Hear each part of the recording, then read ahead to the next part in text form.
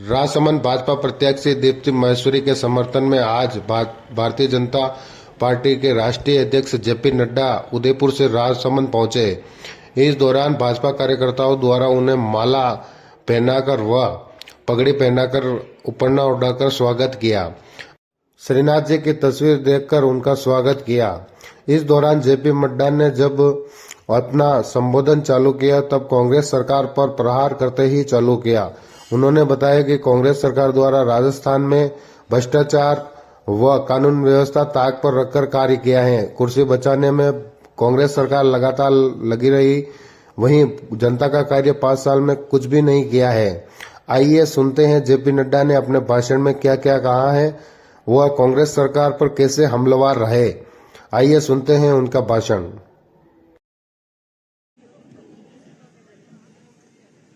बोलिए भारत माता की, भारत माता की, भारत माता की।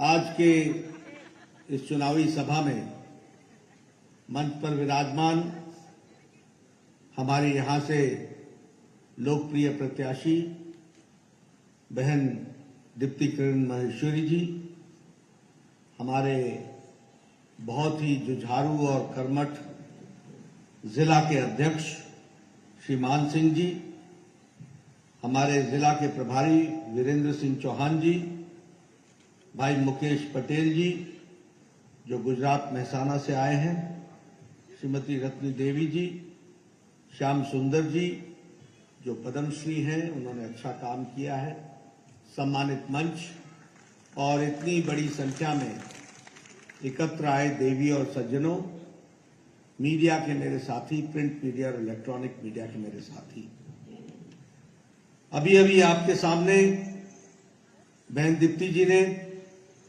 यहां इस क्षेत्र के बारे में चर्चा की है, लेकिन मैं जब यहां आया हूं तो सबसे पहले तो एकलिंग जी महाराज को नमन करते हुए अपनी बात को प्रारंभ करता हूं। साथ ही साथ ये महाराणा प्रताप की जन्मभूमि, रणभूमि, कर्मभूमि, ऐसी वीर भूमि को भी नमन करके अपनी बात को प्रारंभ करता हूं।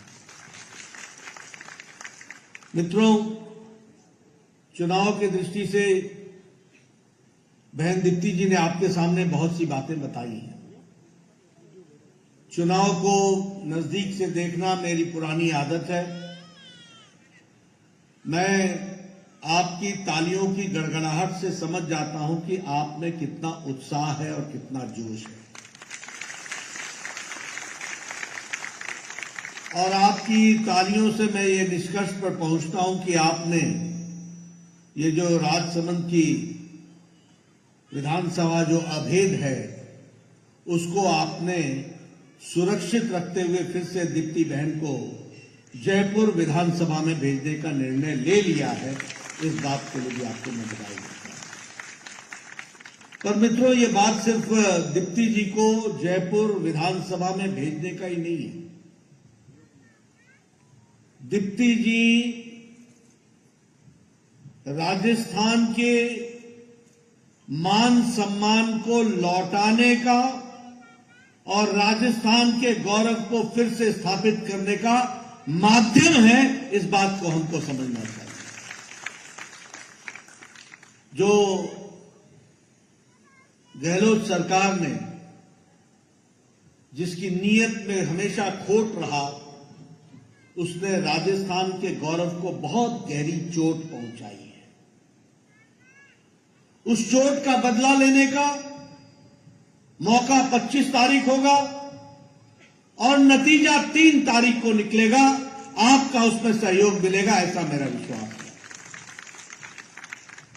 मित्रों, राजस्थान जो वीरों की भूमि, संतों की भूमि, अध्यात्म की भूमि, पगड़ी की लाज रखने वाली भूमि, इसको गहलोत सरकार ने 5 साल में ग्रहण लगा दिया। ये राजस्थान को ग्रहण लग गया। और ग्रहण कैसा लगा?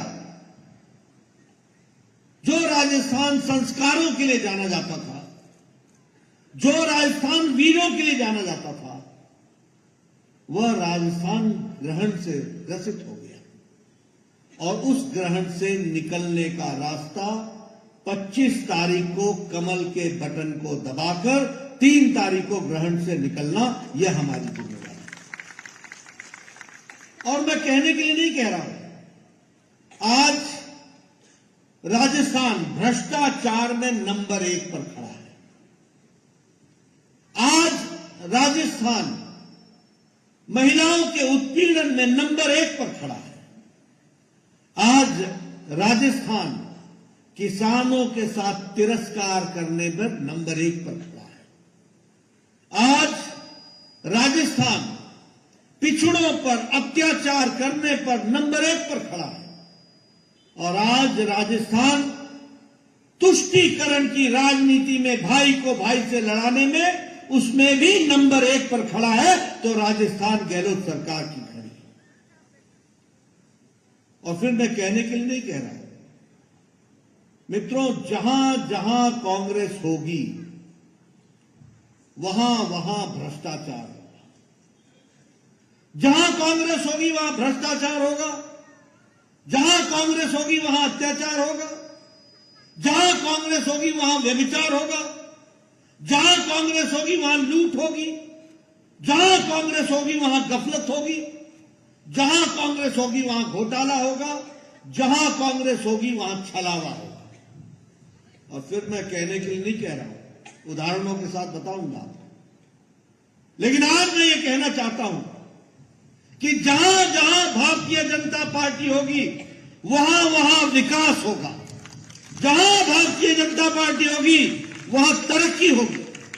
जहां भारतीय जनता पार्टी होगी वहां महिलाओं का सशक्तिकरण होगा।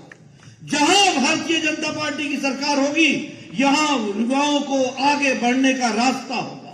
जहां जहां भारतीय जनता पार्टी की सरकार होगी वहां किसानों का सम्मान होगा। जहां जहां भारतीय जनता पार्टी होगी वहां अनुसूचित जाति के लोगों को मुख्य धारा में शामिल होने का अवसर होगा। जहां जहां भारतीय जनता पार्टी की सरकार होगी वहां आदिवासी भाइयों को कंधे से कंधा मिलाकर देश में आगे बढ़ने का मौका होगा। ये हमको समझना चाहिए। अब आप बताओ, जब मैं भ्रष्टाचार की बात बोलता हूं, बोलो कांग्रेस ने पनडुब्बी घोटाला किया था कि नहीं किया था? मैं पीछे से आवाज सुनना चाहता हूं, किया था कि नहीं किया था? बोलो कांग्रेस ने हेलीकॉप्टर का घोटाला किया था कि नहीं किया था? बोलो कांग्रेस ने 2G का घोटाला किया था कि नहीं किया था? बोलो कांग्रेस ने CWG का घोटाला किया था कि नहीं किया था? बोलो कांग्रेस ने कोयला का घोटाला किया था कि नहीं किया था? बोलो कांग्रेस ने चावल का घोटाला किया था कि नहीं किया था? इन्होंने ना आकाश छोड़ा, न नीर धरती पानी छोड़ा, न पाताल छोड़ा, न धरती छोड़ी। तीनों लोग को लूट करके रखा। यह कांग्रेस का इतिहास है। मैं सही बोल रहा हूं? अब आप बताइए, मैं आपसे पूछता हूं, यह गहलोत सरकार ने वृद्धावस्था पेंशन में घोटाला किया कि नहीं किया? मतलब बुजुर्गों को भी नहीं छोड़ा। और मालूम है कितने का घोटाला किया? 450 करोड़ रुपए का। छोटा मोटा काम नहीं पकड़ते। आप बताइए, अशोक गहलोत के भाई ने सब्सिडी का फर्टिलाइजर एक्सपोर्ट किया कि नहीं किया? जरा जोर से बोलो भाई, किया कि नहीं किया? आप बताओ, अशोक गहलोत के परिवार ने 11,000 करोड़ रुपए का सरकारी कॉन्ट्रैक्ट लिया कि नहीं लिया? अपने घर में रेवड़ी भरी कि नहीं भरी? ऐसी सरकार को रहने देना है क्या? ये भ्रष्टाचार के रिकॉर्ड तोड़ने वाले लोग हैं। आप बताइए, महिला उत्पीड़न में नेशनल क्राइम रिकॉर्ड ब्यूरो में सबसे ज्यादा रेप राजस्थान में हुए कि नहीं हुए? महिलाओं के साथ उत्पीड़न हुआ कि नहीं हुआ? अलवर की घटना भूल तो नहीं गए हो? प्रतापगढ़ की घटना भूल तो नहीं गए हो? चूरू की घटना भूल तो नहीं गए हो? भीलवाड़ा की घटना भूल तो नहीं गए हो? और अभी अभी दौसा में घटना घटी, इसको भूल तो नहीं गए। ऐसी घटना घटी है कि मैं इस मंच से बोल भी नहीं सकता, इतने शर्मसार किया है, इतना शर्मसार किया। बोलो, ऐसी सरकार को रहने का अधिकार है क्या? अब मैं आपसे पूछता हूं, इन्होंने कहा था कि नहीं कि किसानों का कर्जा माफ करेंगे? कहा था कि नहीं कहा था?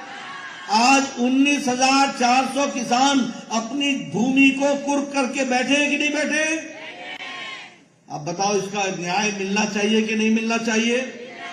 अगर न्याय मिलना है तो रास्ता एक ही है, राजसमंद की चारों सीटें कमल खिले और कमल का विकास हो। इस बात को हमको ध्यान में रखना है। अब मैं धार्मिक उन्माद के ऊपर आना चाहता हूं। आपने सोचा था कभी? मित्रों, याद किया करो, ये चुनाव सिर्फ किसी अपने पराये को वोट देने का नहीं है। ये अपने पराये को वोट देने का विषय नहीं है। विषय ये है कि कभी राजस्थान की धरती पर सुना था सर तन से जुदा होगा, सर तन से जुदा होगा? सुना था? गहलोत सरकार में सुना कि नहीं सुना? कन्हैया लाल की घटना याद है कि नहीं है? ये घटना राजस्थान में घट करके हटी है। मैं आपसे पूछना चाहता हूं, आप बताओ कि ये राम की जो यात्रा निकली हमारे जयंती पर, रामनवमी की जयंती पर, उसको रोकने का काम गहलोत सरकार ने किया कि नहीं किया?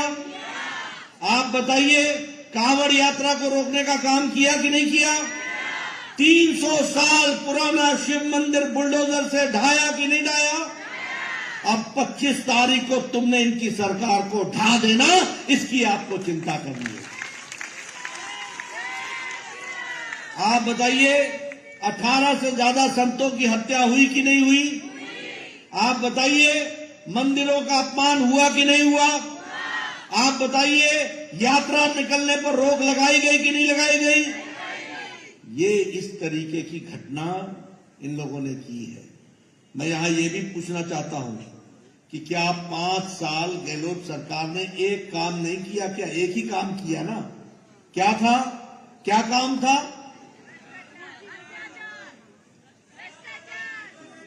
सरकार की कुर्सी को बचाना।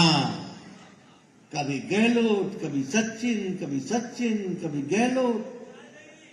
अब इन दोनों को बोलो घर में आराम करे और कमल खिले और कमल की दृष्टि से आगे बढ़े।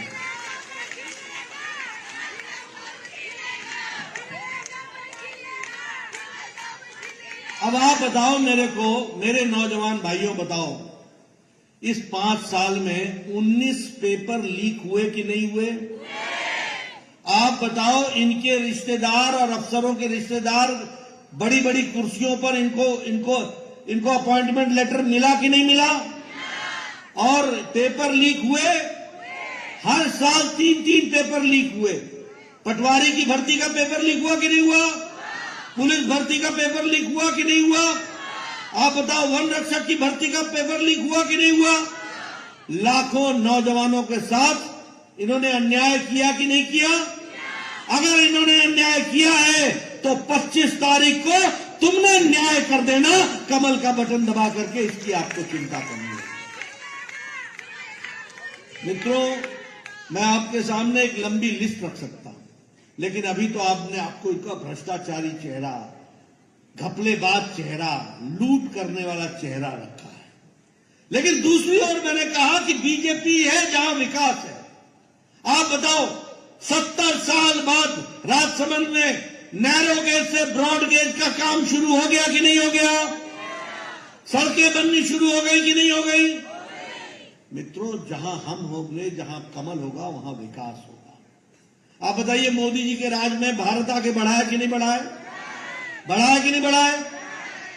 आपको जानकर खुशी होगी कि भारत आज, जब America, Australia, Europe, Japan, Russia सभी आर्थिक दृष्टि से लड़खड़ा रहे हैं, इनकी अर्थव्यवस्था लड़खड़ा रही है, वहां भारत अकेला मोदी जी के नेतृत्व में 11वें नंबर से छलांग लगाकर ब्रिटेन को पछाड़कर 5वें नंबर की अर्थव्यवस्था बन गया है। 5वें नंबर पर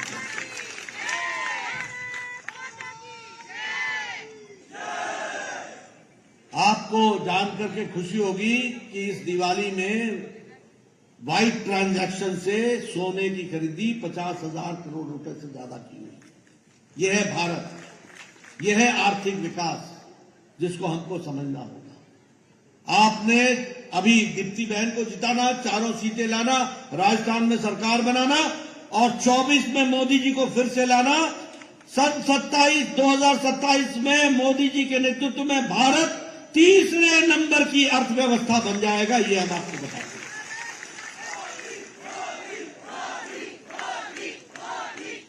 आज भारत इस्पात प्रोडक्शन में चौथे नंबर से दूसरे नंबर पर आ गया है। इस दिवाली में 55 लाख से ज्यादा गाड़ियां खरीदी गई हैं। भारत तीसरे नंबर का ऑटोमोबाइल मार्केट बन गया है। ये भारत है। और 9 साल पहले जो आपके हाथों में मोबाइल होता था ना, उस पे लिखा होता था मेड इन चाइना। आज लिखा होता है मेड इन इंडिया। एप्पल के मोबाइल पर भी लिखा होता है मेड इन इंडिया। यह है भारत। 97% मोबाइल आज भारत बना रहा है। दवाइयों में सिर्फ हमारी तो छोड़ दो, भारत देश को तो दवाई हम सबसे सस्ती देते ही देते हैं। पूर्व स्वास्थ्य मंत्री के रूप में मैं बता रहा हूं आपको, लेकिन 138% दवाई आज हम दुनिया को दे रहे हैं और सबसे सस्ती और सबसे अच्छी दवाई दे रहे हैं। पेट्रोकेमिकल्स में हम आगे बढ़ गए। इसलिए विकास की दृष्टि से नई योजनाओं के तहत हम अपने आप को आगे बढ़ाते चले गए। लेकिन यहां मैं ये भी आपसे बताना चाहता हूं कि जहां गांव, गरीब, वंचित, पीड़ित, शोषित, दलित, युवा, किसान, महिला, इन सब के लिए तो हमने काम किया ही किया। वहीं प्रधानमंत्री गरीब कल्याण अन्न योजना, याद रखना बच्चों, मित्रों, और याद ये रखिएगा कि प्रधानमंत्री गरीब कल्याण अन्न योजना ने 80 करोड़ की जनता को 5 किलो गेहूं और 5 किलो चावल, 1 किलो दाल दिया है। और इसके कारण आज 13.5 करोड़ परिवार गरीबी की रेखा से ऊपर आ गए हैं। यह भी भारत का बदलता तस्वीर है। और अति गरीबी अब 1% से भी कम हो गई है। प्रधानमंत्री आवास योजना में 4 करोड़ मकान मोदी जी ने बनाना तय किया।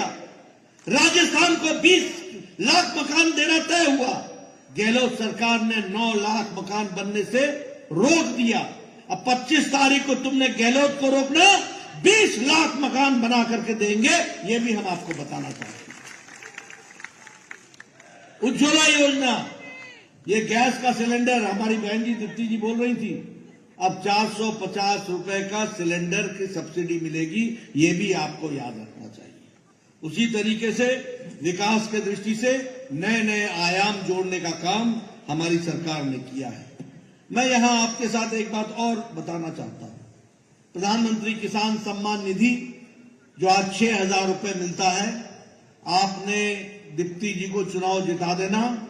और आपको मैं बताना चाहता हूं कि अब किसानों को साल का 12,000 रुपए मिलेगा। यह भी हमको याद है। उसी तरीके से गेहूं पर एमएसपी से ऊपर उनको 2,700 रुपए प्रति क्विंटल का बोनस मिलेगा। ये भी हम किसान भाई जान रहे हैं। और जिन किसानों की जमीन गई है उनको कंपेंसेशन के द्वारा उनकी कंपेंसेशन पॉलिसी बनाई जाएगी और उनको भी हम न्याय देंगे। यहां मेरी माताएं बहनें बैठी हैं, मैं आपको बताना चाहता हूं, हमारी लाडो प्रोत्साहन योजना जो होगा, जब भी हमारे गरीब परिवार में कोई बच्ची पैदा होगी, उसी समय हमारी सरकार 2 लाख रुपए का बॉन्ड उसके नाम पर डाल देगी। जब वो 6वीं में पहुंचेगी तो 6,000 रुपए साल का मिलेगा। जब 8वीं में पहुंचेगी तो 8,000 रुपए उसको साल का मिलेगा। जब वो 10वीं में पहुंचेगी तो उसको 12,000 मिलेगा। और जब वो कॉलेज की एजुकेशन के लिए जाएगी तो 50,000 रुपए उसको मिलेगा। और 21 साल होने पर उसको 1 लाख रुपए उसके नाम पर खाते पर चढ़ा दिया जाएगा। इस तरीके से विकास किया जाएगा। और इसी के साथ साथ जो मैंने आपसे कहा कि जब बच्ची 12वीं कक्षा से ऊपर जाएगी तो मेरिटोरियस बच्चियों को एक फ्री स्कूटी दी जाएगी, इसकी भी व्यवस्था की गई। और जैसा मैंने कहा, एलपीजी सिलेंडर बहनों को 450 रुपए का उस पर सब्सिडी मिलेगी, वो भी मैं आपको बताना चाहता हूं। जो हमारे गरीब बच्चे हैं, उनको साल का 1200 रुपए सिर्फ पढ़ाई की पुस्तक और पुस्तक के साथ साथ यूनिफॉर्म खरीदने के लिए साल का 1200 रुपए, किसी भी जाति का होगा उसको 1200 रुपए मिलेगा। इस तरीके की हम व्यवस्था करेंगे। और एक बात मैं बताना चाहता हूं कि SIT स्पेशल इन्वेस्टिगेशन टीम, जिन लोगों ने जल जीवन मिशन में जेब भरी है, जिन लोगों ने फर्टिलाइजर में घोटाला किया है, जिन लोगों ने माइनिंग में घोटाला किया है, जिन लोगों ने भर्ती में घोटाला किया है, जिन लोगों ने हमारे मिड डे मील में घपला किया है, हम एक SIT बैठाएंगे, इन्वेस्टिगेशन करेंगे और जो दोषी होगा उसको जेल की सीखों के पीछे डालेंगे। इस तरीके की हम व्यवस्था करेंगे। इसलिए मित्रों, यह चुनाव सिर्फ दीप्ति जी का नहीं है, यह 4 विधानसभा राजसमंद का नहीं है, यह चुनाव राजस्थान की अस्मिता को बचाकर और उसके गौरव को वापस लाने का है। और इसका अवसर 25 तारीख को आपको मिलने वाला है। बताइए, आप दीप्ति जी को चुनाव जिताएंगे? पीछे से मैं सुनना चाहता हूं, जिताएंगे? मैं एक बात और बोलना चाहता हूं, भावनाओं के साथ भर करके और भावनाओं के कारण किरण जी मेरे साथ महामंत्री थी। हम दोनों ने संगठन में लंबे समय काम किया। मुझे नहीं मालूम था कि इतने जल्दी वो हमको छोड़ करके चली जाए। वो बार बार हम आसाम के प्रभारी एक साथ रहे, हम पंजाब के प्रभारी एक साथ रहे, हमने गांव गांव घूमा। वो बार बार बोलती थी कि राजसमंद आइए, राजसमंद आइए। मैं नहीं आ सका, पर मुझे मालूम नहीं था कि आज मुझे आना होगा। तो मैं उनकी पूज्य बेटी के लिए, उनके पूज्य माता के जो इच्छा थी वो तो हम पूरी नहीं कर पाए, लेकिन आज मैं यहां आया हूं और दीप्ति जी के लिए आपसे चुनाव में हम अपने संबंधों के आधार पर आपसे कमल के निशान पर बटन दबाने का निवेदन करने आए। मुझे पूरा विश्वास है कि आप समय की नजाकत को समझते हुए और समय की परिस्थितियों को समझते हुए आज आवश्यकता है कि गौरवमय राजस्थान, विकास विकसित राजस्थान, हर के लिए आगे बढ़ने का रास्ता राजस्थान, इसको पूरा करने का अवसर 25 तारीख को आपको मिलेगा। आप इसको पूरा कीजिए, यही मैं कहना चाहूंगा। आपने मेरी बात सुनी, आपका बहुत बहुत धन्यवाद। जय भारत, जय राजस्थान। भारत माता की। निश्चित ही हमारे अध्यक्ष जी ने जो कहा है, एक बार उनको विश्वास दिलाए, दोनों हाथ उठाकर भारत माता का जयघोष करें। भारत माता की। मैं आभार प्रदर्शन के लिए भारतीय जनता पार्टी जिला अध्यक्ष आदरणीय मान सिंह जी भाई साहब से आग्रह करता हूं कि पधारे।